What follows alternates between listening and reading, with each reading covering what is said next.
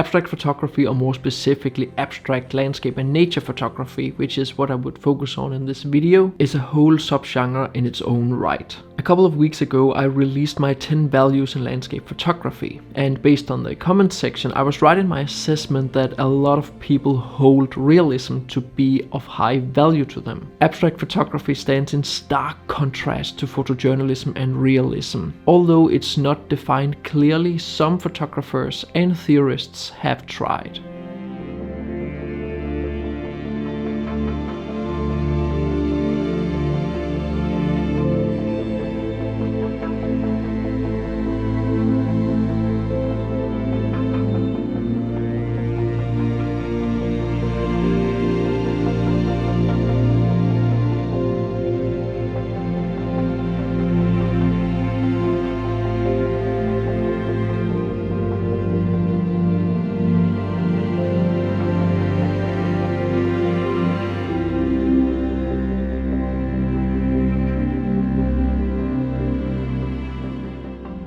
Since abstract photography is so loosely defined, you will see some overlaps to intimate nature photography and macro photography in this video. I haven't done a whole lot of abstract photography in my career as a landscape photographer. It's mainly because I'm attracted to something else in landscape photography, but it is one of those themes or subjects that lies there in the back of my head. Unless it's something out of the ordinary I respond to, I usually don't bother photographing an abstract scene.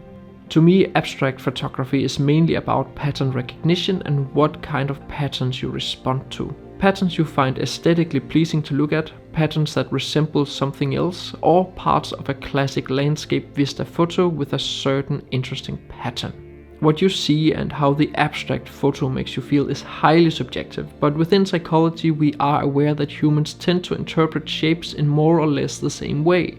Squares and rectangles being interpreted with honesty, solidity, stability, mathematical balance, and a sort of robustness. Triangles often comes with a feeling of action, tension, or even aggression. On the one hand they can symbolize strength, while on the other conflict. And circles are graceful and complete and gives a sense of harmony and protection.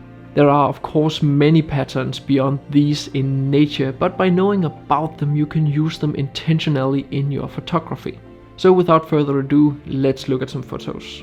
The first set of abstracts I'm gonna show is what I call clean abstracts. You can analyze it and find out what it is you're actually looking at. Some rocks, sand, ice, or so forth. They don't look like anything but themselves, but the patterns in the given material has some kind of aesthetic value.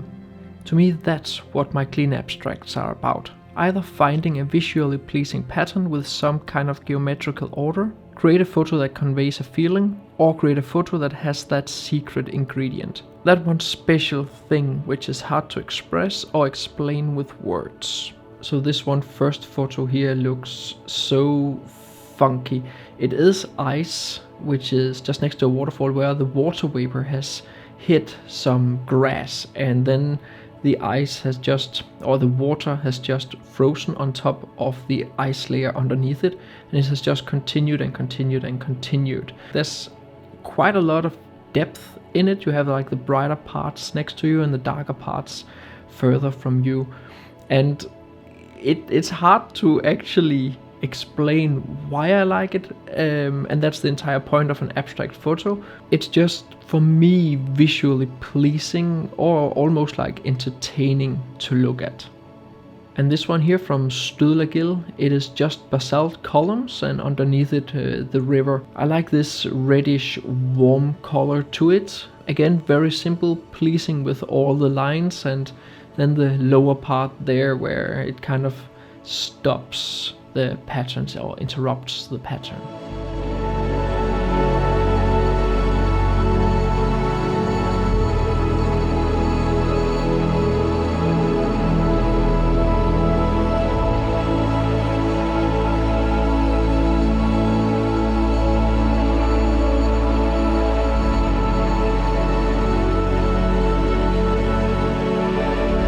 This is just from a beach, actually at Solstice, where the water is pulling back and it leaves these beautiful curves, very calm curves in the sand. It's just visually pleasing to look at. This is probably my favorite photo from this place, and there's just the balance of the photo and how the pattern is repeated through the photo and the color of it. There's a lot of harmony to this photo, and I really like this. This is the earliest of the photos I took in this series. You can see there's actually still a little bit of orange glow from the sun, so you get this orange and purple color combination, and you get a nice balance between the water and the sand. Something which is, to me at least, very pleasant to look at. So this is more or less the same concept from the Faroe Islands, but during afternoon, so we get this harsh sun on one side of the sand structures, and then we have harsh shadow on the other side. And it's basically just a photo of lines, repetitional lines, and then there's some kind of shape in there that breaks that pattern. And here a straight on shot with a fast shutter speed of Skogafoss, simply just falling water and then a rainbow out on the left. A simple photo from a place where it is easy to think you need to photograph the entire waterfall to get an epic photo. This to me is a cool, nice alternative to the typical kind of landscape photography. And here from the Icelandic highlands, a drone shot just straight down on all these beautiful textures in this sand area. And I guess it forms just from, like, you know, water falling on the mountainside, and then it just floats down and carves out these rivers. It reminds me of the surface of Mars or something like that. Very beautiful structures.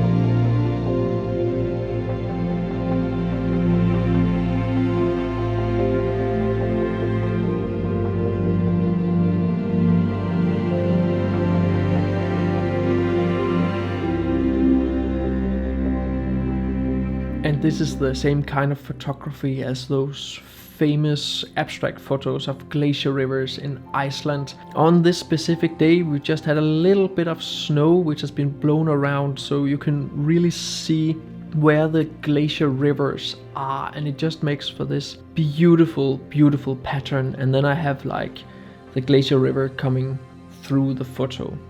And contrary to the photo I just showed, this is straight down.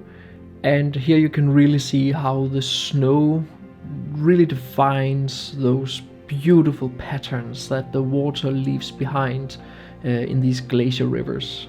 I really like how you can kind of see that there is for me at least, a flower, a rose, or maybe a tree in the middle photo. And I especially like the layers on the left photo where it looks like different bands has just been put on top of each other. These are really some of my favorite abstract photos I've ever made. One of the best things about Iceland is of course all the ice, and in glacier ice you can find some absolutely spectacular and beautiful patterns. Both photos are from the ice beach. The one on the left, there's actually several pieces of ice where you get this black ice, which is volcanic ash, and it's just in these beautiful lines. And I worked a little bit with trying to line up those lines from the different pieces of ice in a pleasantly looking way. And the one on the right is from the same piece of ice. So there's almost technically no depth in it. There is some depth because you can like kind of look into the ice. But yeah, again, it's just about trying to find a balance in the lines or in the photo that you are making, so you don't feel that the photo is tipping to one side or the other.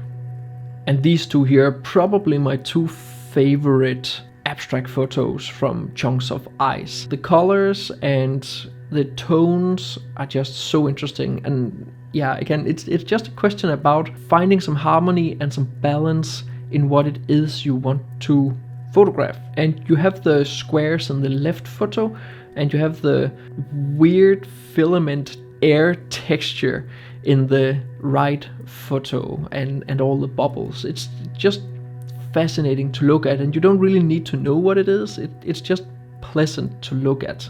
Nature's art. And of course I also have to mention the beautiful Antelope Canyons in Arizona with these beautiful slot canyons, sandstone structures. There's just so many abstract photos you can pull out of this place.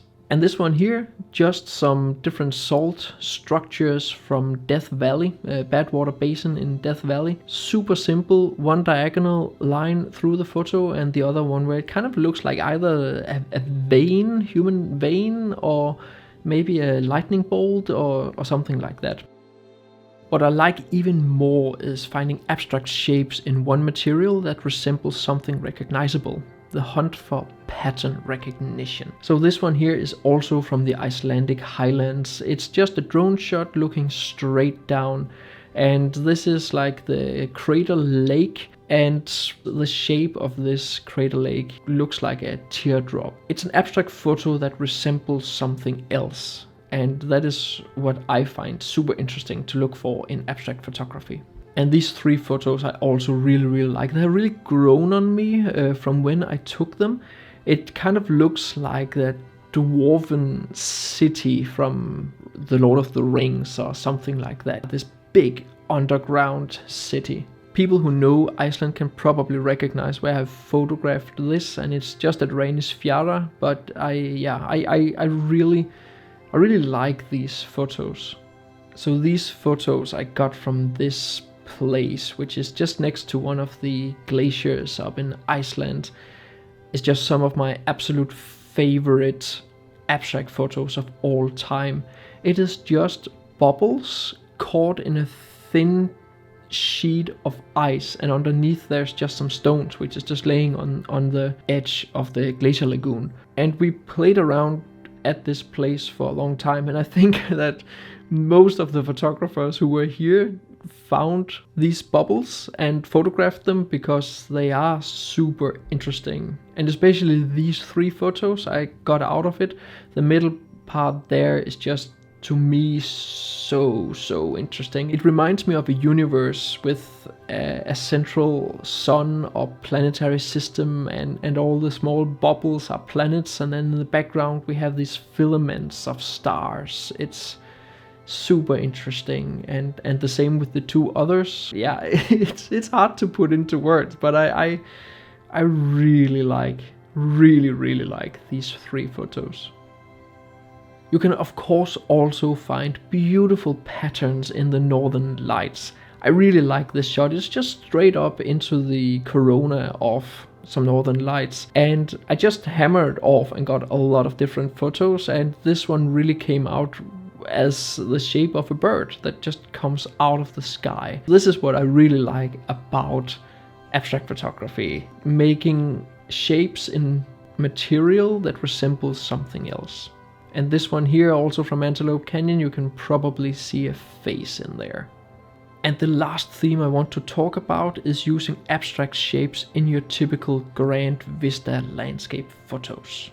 And this one here is from Northern Iceland, Kvitsekur, and we have this combination of bright and black sand. I guess it's the wind that or at least the water that has just left these shapes and lines behind, leading into the photo. So you're using the abstract pattern as leading lines leading into the photo. And this one here I really like. It's from my autumn tour to Norway, and we are at Skagsanden Beach, where I again just used the black and white sand and the pattern it left behind as the foreground, leading up into the background and the background mountains, which is just like peeking out of the clouds being lit by the sunset. And my Norway videos will start next week, so you can look forward to that. This one from the same day as the shots I showed earlier with the glacier rivers, and this is just more of an epic vista with the visual flow leading from the lower part of the photo up into the background upper part of the photo. You can of course also use the abstract pattern in the ice caves as points of interest. So you can see on the left photo where all the abstract just like takes up and frames this tunnel that leads into the background and the person standing up there. And on the right photo you can also see how the abstract patterns more or less makes up all the space of the photo. And even though I stand there as the focal point, what actually makes this photo is this tunnel view of the abstract pattern leading into the background and out of the ice cave. Here from the famous Svartifoss, it could be any waterfall, but what makes Svartifoss so interesting is the abstract shapes of the basalt columns surrounding the waterfall. Another shot from Sturlagil, which I showed earlier, it is the abstract shapes or the repetitional shapes of these basalt columns that makes this photo so interesting. And of course, I have to mention sand dunes. This one from Death Valley, abstract shapes, lines, repetitional patterns, visual interest. I definitely know I'm not the only photographer who loves photographing the abstract shapes of dunes in Death Valley. And here from Badwater Basin, which I've already featured in a couple of photos, this one zoomed a bit more out for the abstract salt patterns to make up the foreground. It kind of looks like a star right there in the foreground leading up into the background and the Milky Way. And the last photo, which is probably my favorite, or at least one of my favorite photos from my tour to Iceland back in November. Very interesting to look at, like these triangular shapes gives a kind of tension or aggression from the glacier towards me. It's a nice combination of abstract photography and classic landscape photography, where the abstract patterns makes up most of the photo and the visual interest of the photo, and then me down there in the foreground to add a little bit of scale and interest, a place where the eye can rest and look into the background glacier, which is reflected in the ice. Just, yeah, to me, one of my favorite photos from 2019, which I have actually released now in 2020. So this might be one of my favorite photos of 2020, but let's see what happens this year. If you want to know more about how I compose my abstract photos, be sure to get my 113 pages ebook on composition in landscape photography. Balance, subject and light and shadow are just some of the principles I use in my work. The text is light and easy to read, and I've made sure to use a ton of examples to illustrate my points. If you want to watch these photos in high quality, be sure to check them out on my homepage in my brand new abstract gallery. And thank you so much for watching. If you enjoyed this video, I would highly appreciate both a like and a comment.